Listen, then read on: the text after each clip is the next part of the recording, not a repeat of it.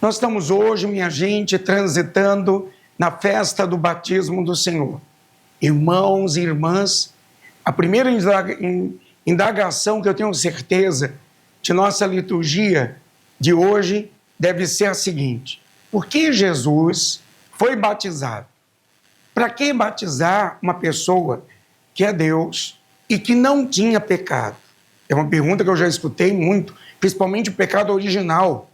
O batismo de Jesus, minha gente, tem um significado especial, porque ele assinala o início da sua vida pública de nosso Senhor. E toda a narrativa do Evangelho de Lucas hoje fala das qualidades daquele que vem salvar a humanidade. A maior de todas as graças, que é o grande penitente, o profeta João Batista, filho muito amado do Pai, cheio do Espírito Santo, que desce sobre ele em forma corpórea, e com ele permanecerá, e dele será a testemunha. Através dos tempos, será o Cordeiro de Deus que o carregará todos os nossos pecados. Ou seja, será o Salvador, o Redentor da humanidade, o caminho que une o céu e a terra. Garante que, na fidelidade na nova e eterna aliança, o batismo, minha gente, hoje nós estamos lembrando essa caminhada do outro batismo, que recordaremos com certeza lá na Páscoa, a morte e ressurreição de Jesus, quando os filhos de Zebedeu pedem a Jesus o privilégio de se assentarem uma à direita e outra à esquerda. Na glória, Jesus lhe pergunta: aguentareis ser batizados com o batismo que eu tenho de ser batizado? Está lá em Marcos 10. Tudo isso para indicar, para sinalizar que é pela morte que Jesus se torna a pedra fundamental de um novo mundo. E é pelo batismo que nós somos introduzidos nesse mundo novo. Mas será pela morte que nós também nos tornaremos pedras vivas da casa de Deus. Para usar uma expressão lá do primeiro apóstolo São Pedro. E no evangelho de hoje é extraído de Lucas, capítulo 3, de 15 a 16, de 21 a 22. Jesus foi batizado, enquanto orava, abriu-se o céu. João Batista, o precursor, ele nos traz esta realidade do profeta. Ele é o último profeta do Antigo Testamento que anuncia que Jesus vai batizar com o Espírito Santo. Mas ele estava batizando apenas com a água, que é a manifestação ou o anúncio messiânico de Jesus. Quem vai partilhar toda essa graça da força do Espírito Santo, do batismo, fechando o ciclo de Natal, o tempo litúrgico de Natal, é o nosso querido arcebispo Dom Manuel Delson, que já está aqui comigo, e você neste minuto. Seja bem-vindo, Dom Delson, a paz e a misericórdia para o Senhor. A paz na misericórdia, Padre Sandro e todos que nos acompanham. É uma alegria estarmos nesse ano 2025, continuando com este programa que chega a tanta gente através da TV Arapuã e Band, programa que o Padre Sandro mantém há tanto tempo e que é uma oportunidade de nos comunicar com o povo de Deus espalhado nessa grande Paraíba.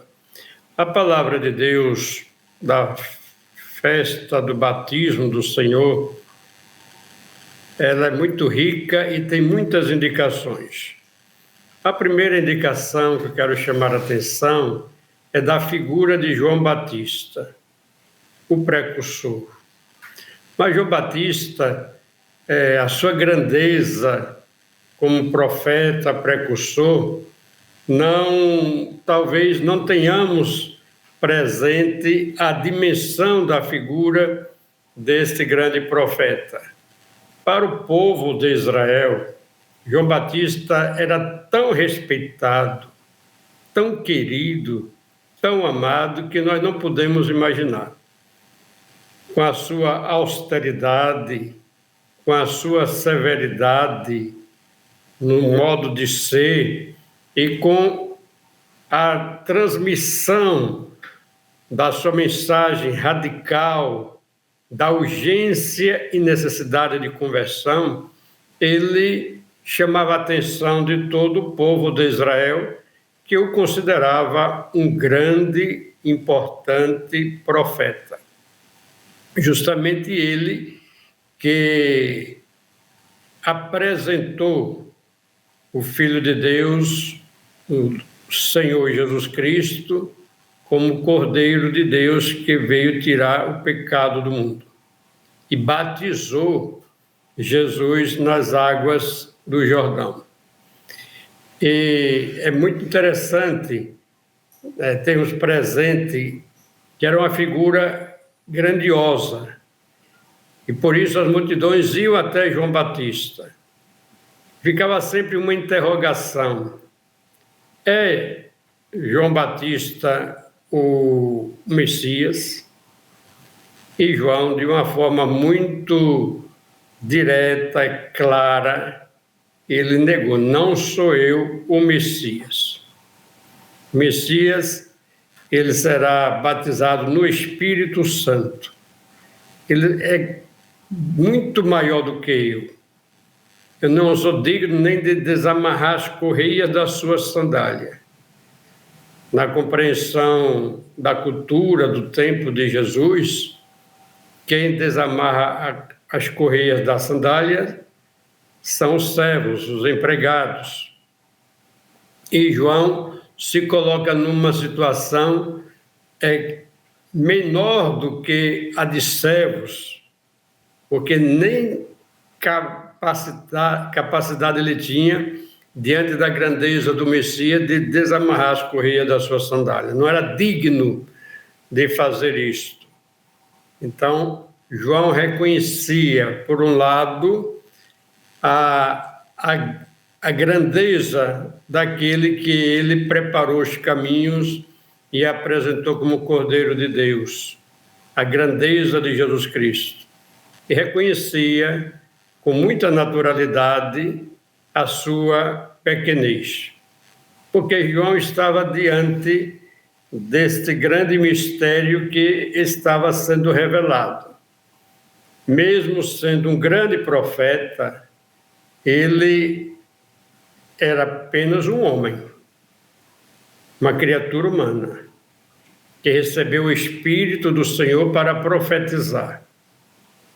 Enquanto Jesus, o Messias, é Deus, é o Filho de Deus. Por isso essa distância enorme que João Batista apresenta, de não ser digno nem de desamarrar as correias das suas sandálias, e nós entendemos a distância que existe entre o divino e o humano. Jesus é Deus que se encarnou. João, na sua grandiosidade de profeta, continua sendo apenas um ser humano ungido que recebeu o Espírito de Deus para profetizar. Então é muito bom a gente ter presente diante dos olhos esse contexto da figura de João e daquela de Jesus Cristo. Quando Jesus é batizado, outro detalhe importante é que ele estava em oração. Como é importante, e o evangelista Lucas chama muita atenção disso, na vida de Jesus a oração ocupa um lugar importante. Antes de qualquer tomada de decisão, Jesus se coloca em oração. Nos momentos mais importantes da sua vida, ele está em oração. E aí no batismo, o evangelista sublinha que Jesus estava em oração quando o Espírito Santo desceu sobre ele. E aquela declaração de Deus: tu és o meu filho amado em quem ponho a minha afeição. a voz que declara que Jesus é o Filho de Deus, a voz divina.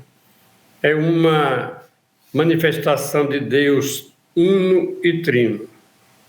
No batismo de Jesus, podemos dizer que é um momento da revelação da Santíssima Trindade, momento por excelência, porque o Filho é batizado e o Pai faz essa declaração de que ele é seu Filho amado e ele recebe o Espírito Santo.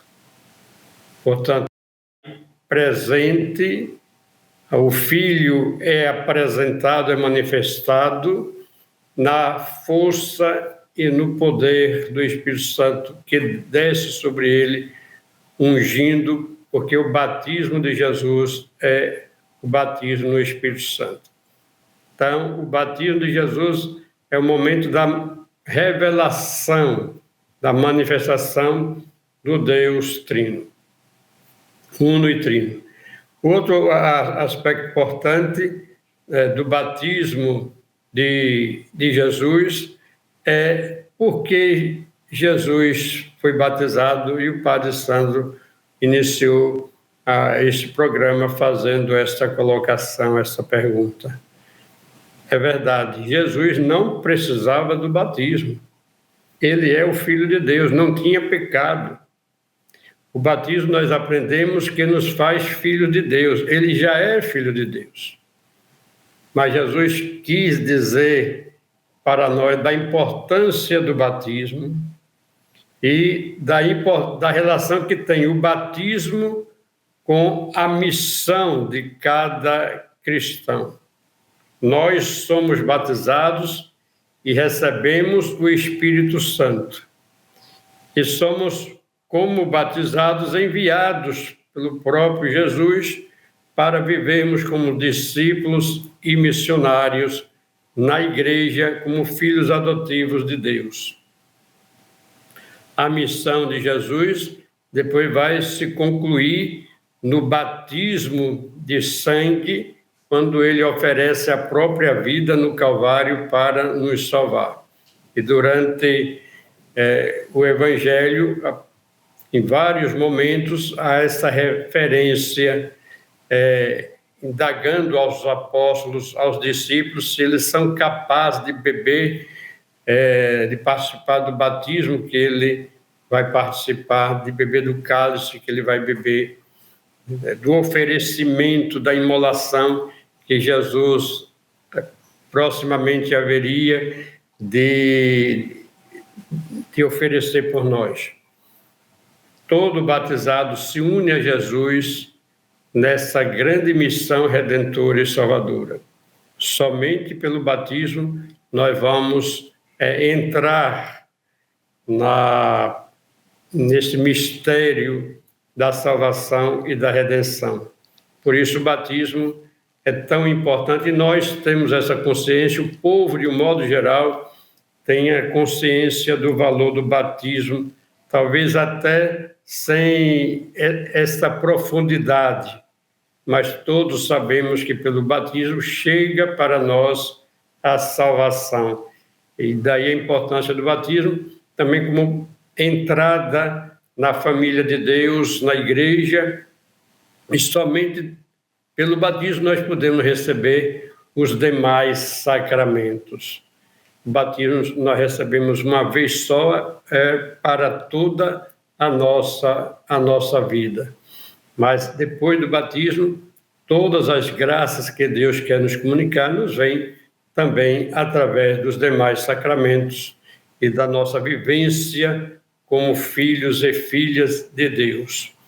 A importância do batismo é esta, que assim como Jesus recebeu o Espírito Santo, foi dado o Espírito Santo, no nosso batismo nós também recebemos o Espírito Santo, que é o Espírito de Jesus, do amor de Jesus, que nos é dado e nos santifica.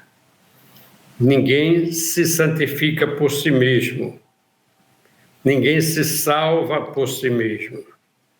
Deus nos dá a graça santificante pelo batismo, isto é, pela presença do Espírito Santo em nossa vida. Por isso nós estamos ungidos pelo Espírito Santo no batismo, nos tornamos templos do Espírito Santo. O Espírito Santo mora em nós. Que consigamos, celebrando o batismo de Jesus, muito importante, consigamos perceber o valor, a grandeza, a importância do nosso batismo, do batismo que nos faz filhos e filhas de Deus e nos coloca neste plano do amor de Deus que nos salva e nos redime. Sobre a presença do Espírito Santo na nossa vida. No Antigo Testamento, até João Batista, se cumpria a lei divina, se convertia no segmento da lei, e a lei era a referência máxima dessa relação das pessoas com Deus, com a sua fé, a sua crença, a lei recebida de Moisés. Com Jesus Cristo e o dom do Espírito Santo, é o Espírito Santo que vai nos guiar para viver o mandamento sublime do amor a Deus e do amor ao próximo. Jesus, que sintetizou de uma forma tão clara a lei do Antigo Testamento, agora como ele nos apresenta a nova lei, com o batismo. Então é muito importante perceber que estamos entrando numa nova aliança com o batismo de Jesus. Ele está começando o seu ministério.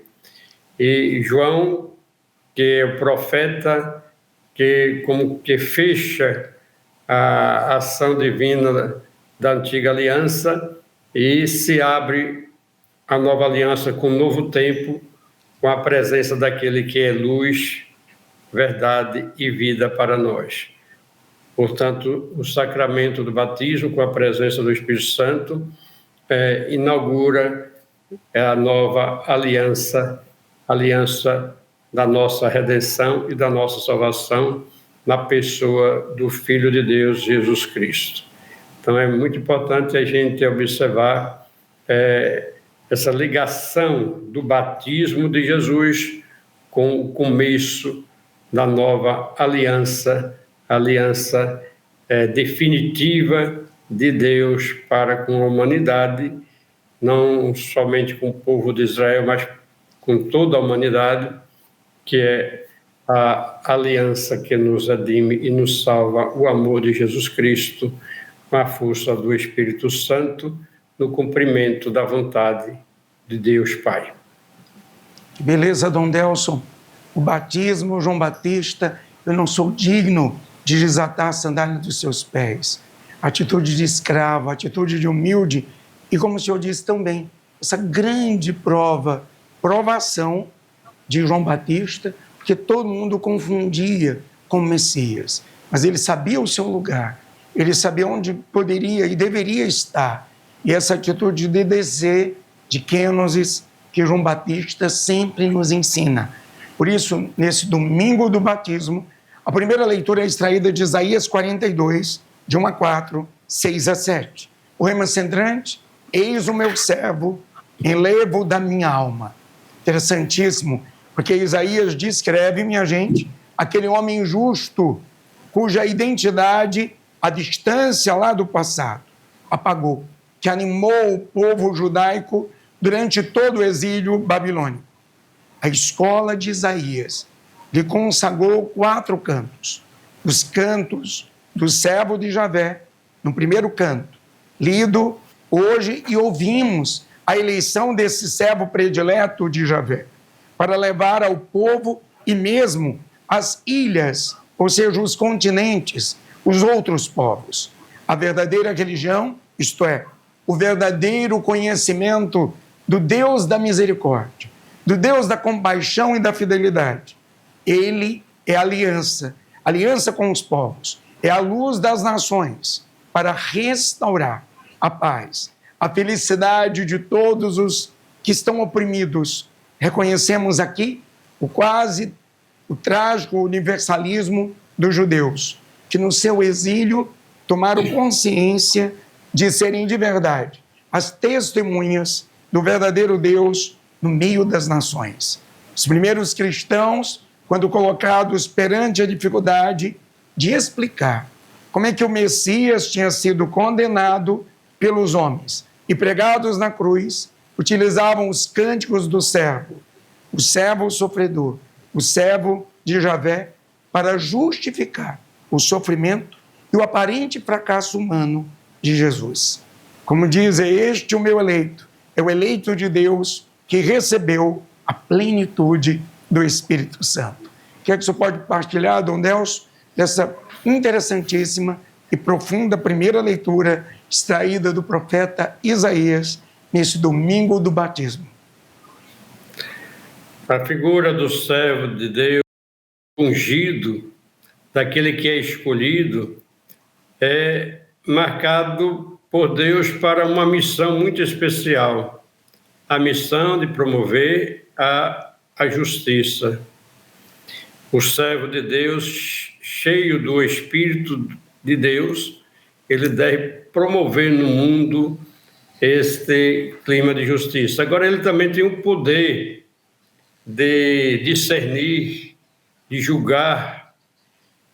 O servo de Deus, por ter alcançado na sua obediência e na sua disponibilidade um clima e um ambiente favorável de justiça, ele adquire a capacidade de julgar as pessoas e as nações. Aquele que tem a responsabilidade para esse juízo. Então, o servo que é apresentado pelo profeta Isaías, ele, além de promover a justiça, ele vai fazer esse discernimento entre aqueles que seguem o caminho da justiça e aqueles que se distanciam deste caminho. O grande objetivo da atuação do servo sofredor é promover a libertação e a integração de todos no povo de Deus. O povo deve se tornar um povo consciente que pertence a Deus e por isso deve viver num caminho de justiça.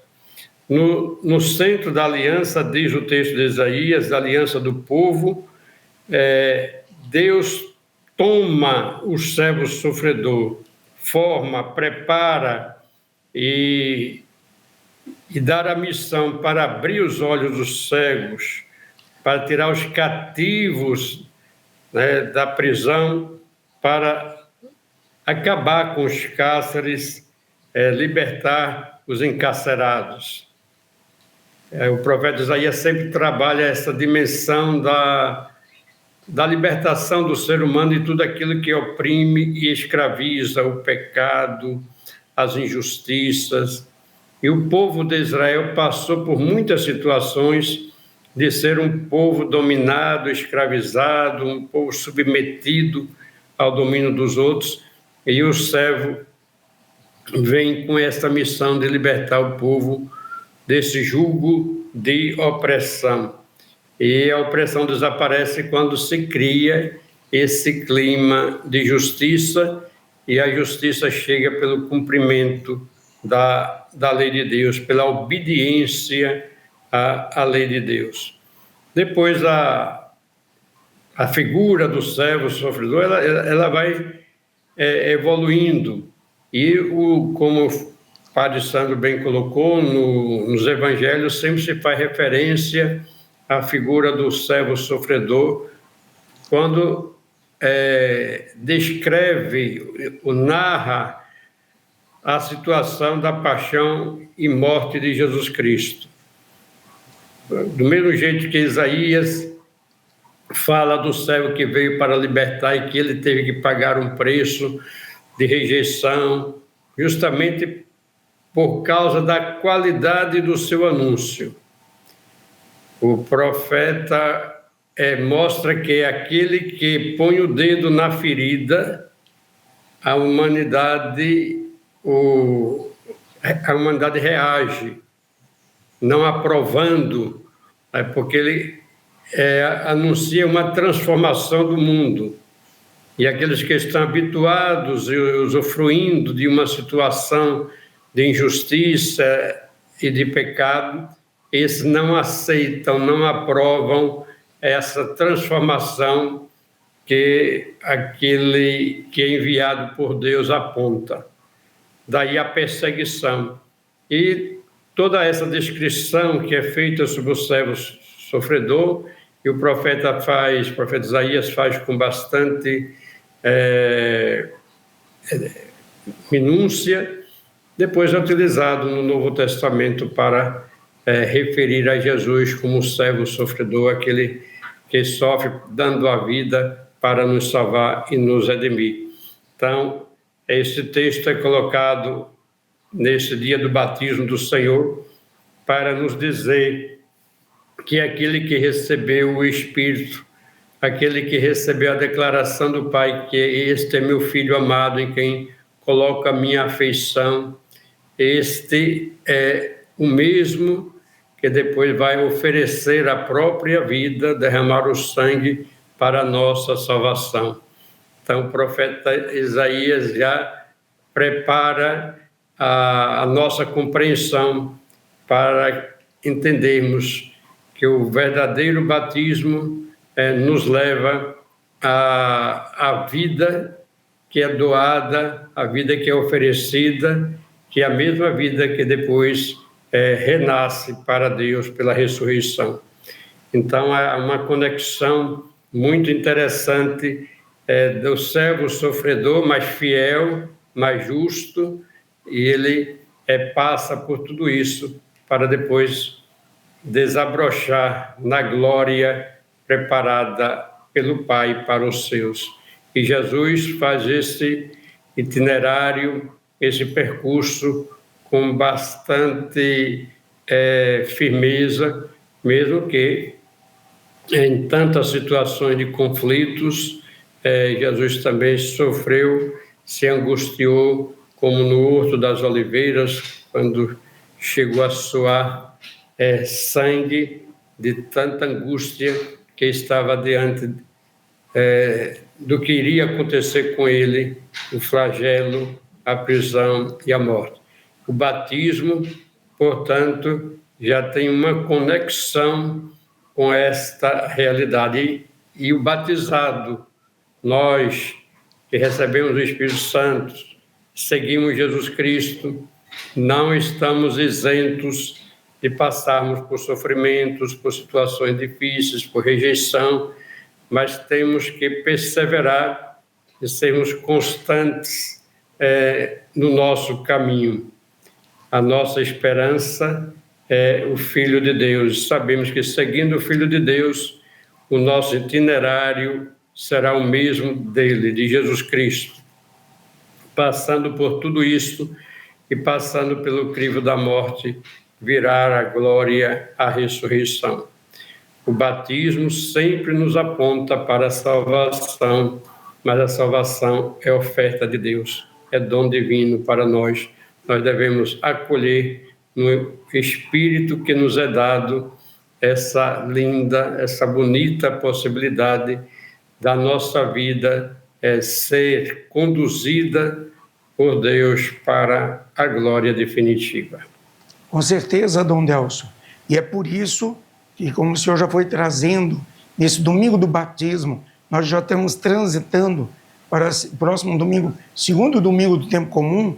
Hoje a segunda leitura dessa festa do batismo é extraída de Atos Apóstolos, capítulo 10, de 34 a 38.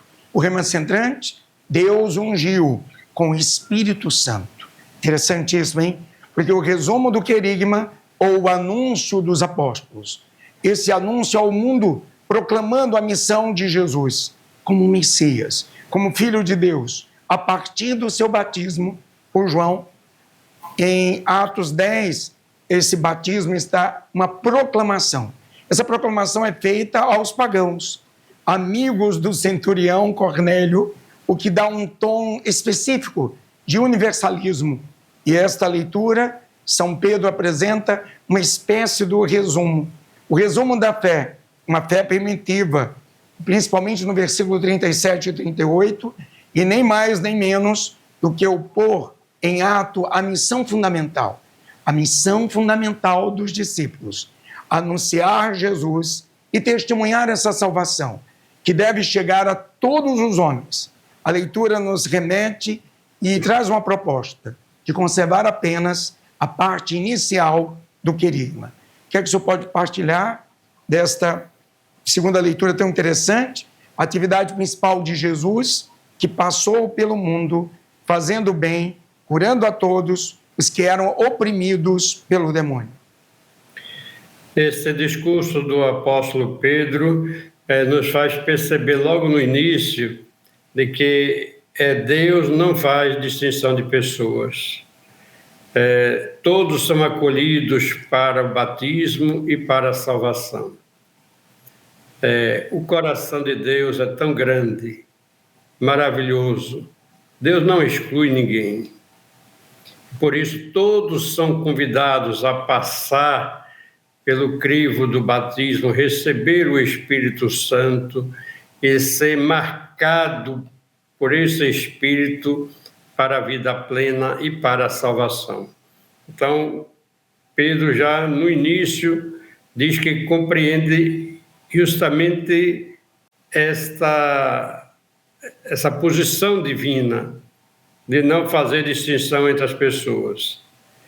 A única coisa que Deus quer de todo ser humano é que o tema e acredite nele e pratique a justiça. O tema da justiça é sempre recorrente no Santo Evangelho. A palavra ser justo é ser santo. Santo é ser correto, é ser digno, é ser amável, respeitoso do outro, aberto à ação divina, do perdão e da misericórdia. Ser justo é nos sentir irmãos uns dos outros e nos tratar assim, como irmãos, sem fazer distinção de pessoas. Felizmente, entrou na nossa mente, na nossa cabeça, uma forma tão triste e nociva de discriminar as pessoas por situações as mais diversas, de raça, de posição social, de cultura. Então, as pessoas são excluídas, as pessoas são estigmatizadas porque têm uma pele diferente, porque têm uma condição social diferente, e a palavra de Deus nos orienta justamente numa direção diferente. Deus acolhe todos. O batismo é dado para todos. Basta que o tenham. Havia, na época do apóstolo Pedro, uma dificuldade muito grande dos judeus acolher os pagãos. E ele aqui está afirmando, Pedro, apóstolo, primeiro papa, está afirmando de que Deus não faz distinção entre as pessoas e que todos têm a oportunidade de viver essa relação filial com Deus. Basta que tema, que confie e que pratique a justiça. Então, Deus enviou o seu Filho Jesus Cristo, e ele foi ungido pelo Espírito Santo, e como em Lucas 4, tem aquela narrativa bem interessante, no início do ministério público de Jesus, na sinagoga, quando o Espírito Santo, ele recebe o Espírito Santo, e ler um texto da Sagrada Escritura do profeta Isaías na sinagoga.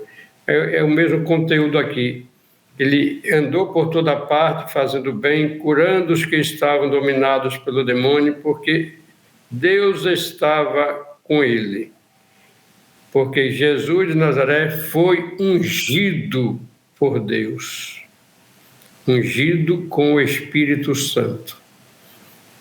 Aqueles que são ungidos pelo Espírito Santo ou com o Espírito Santo são capazes de anunciar a boa nova e de fazer essas coisas maravilhosas em bem do próximo, do semelhante.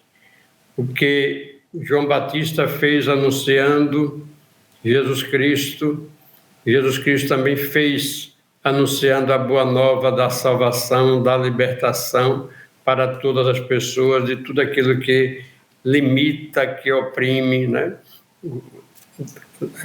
Desde os cegos, os coxos, os de coração machucados e feridos, de alma abatidas, essa realidade que é muito presente no nosso tempo, nas nossas comunidades, nas nossas famílias, pessoas tão feridas, amargas, pessoas sofridas, decepcionadas, pessoas que não acreditam mais em nada, e nós precisamos colocar nestes corações feridos a força da unção divina, que os cura, que os anima, que os conforta e que dá tanta esperança. Estamos no ano 2025, o ano jubilar da esperança. E justamente a nossa pregação tem que encher os corações das pessoas de esperança.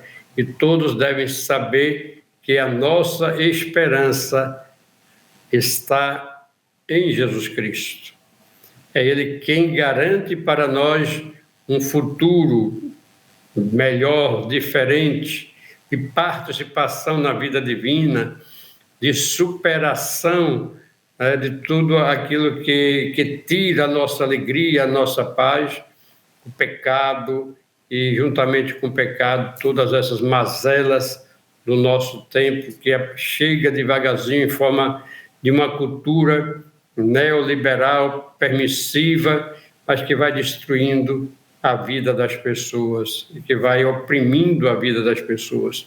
Então, o Evangelho hoje é um Evangelho de esperança, um Evangelho que devolve às pessoas a alegria de viver, a tranquilidade de viver neste mundo. E nós sabemos que essa alegria e essa tranquilidade que cada um vai adquirindo ao longo da vida está no cumprimento do mandamento divino do amor. Quem ama é iluminado, encontra paz, encontra alegria. E este amor verdadeiro, puro, ele vem de Deus. Nos sentimos amados por Deus e procuramos corresponder a esse amor amando o nosso semelhante. Então, quem nos move a este amor, e nós o recebemos no batismo, é o Espírito Santo que nos é dado. Então, a fala de Pedro tem esse viés de não excluir ninguém, mas de sermos dóceis ao Espírito Santo que recebemos para anunciar o Evangelho da alegria e da esperança. Que beleza, Dom Delson.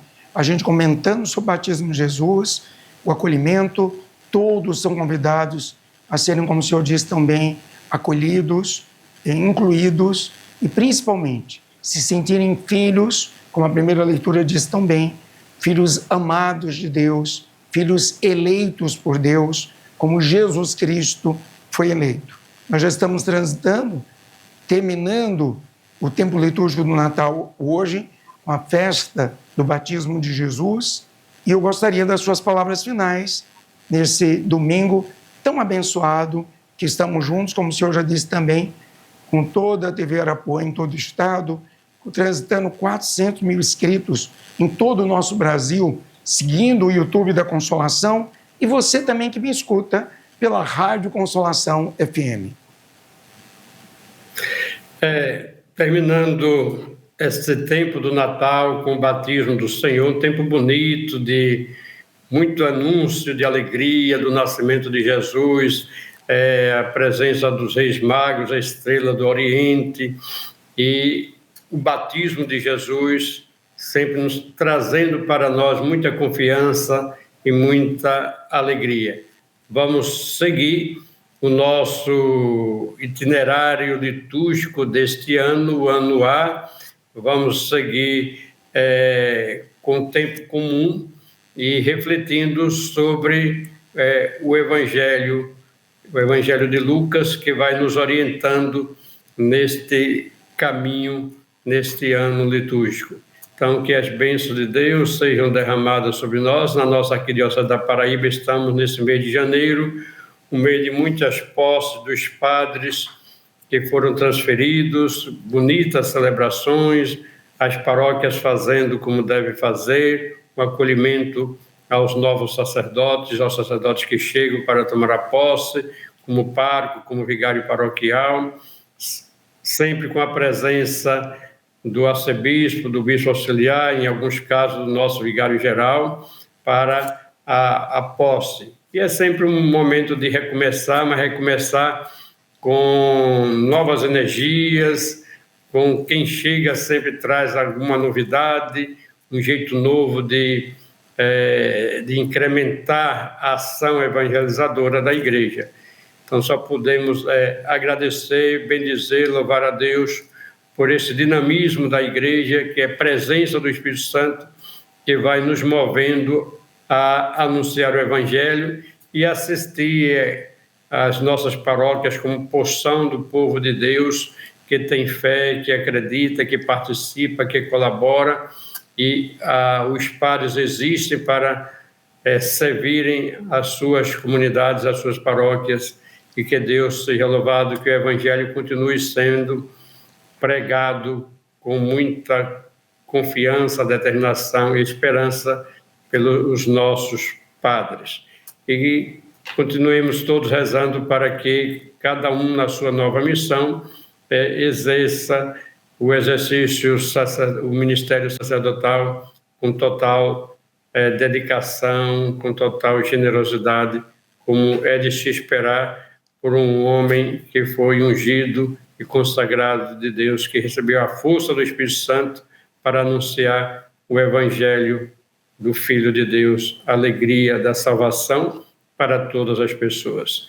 E recebam as bênçãos copiosas de Deus, bênçãos de paz, de alegria, de saúde, de força para recomeçar cada dia com esperança. O Senhor esteja convosco. Ele está no meio de nós. Abençoe-vos o Deus Todo-Poderoso, Pai, Filho e Espírito Santo. Amém. Um excelente domingo para o senhor, Dom Delcio. Para você, telespectador da Arapuã Band, em todo o estado da Paraíba, você que está com a gente também no YouTube do Padre Sandro e da Consolação. Estamos em festa, hein? Transitando 400 mil inscritos, nos acompanhando nesse minuto. E você também, pela Rádio Consolação FM. Mesmo nas férias, um domingo sem missa é uma semana sem Deus. Na Basílica de Nossa Senhora das Neves, nós temos a missa às 9 horas.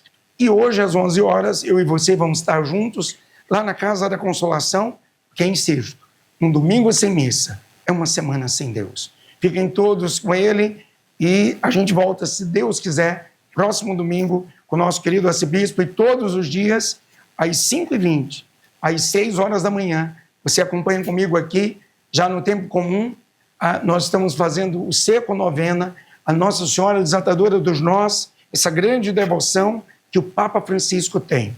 Fiquem todos com Deus.